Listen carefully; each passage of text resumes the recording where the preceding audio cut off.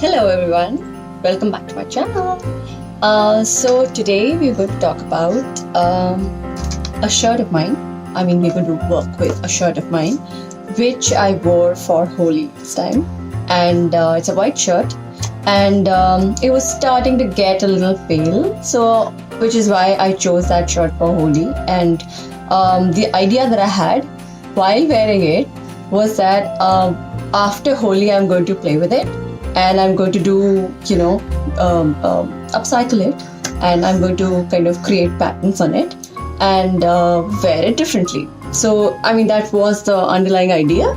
But of course, when you're playing Holi, so you're never really sure of what kind of colors you're going to get. So, I was ready to surprise myself then. So now I have a white shirt, which is no more white. So this is that shirt.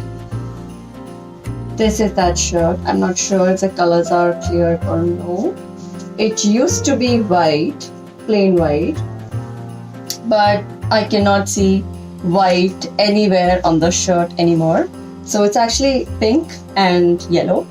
I'm not sure if you can see the exact color. I'm going to switch off the light and see.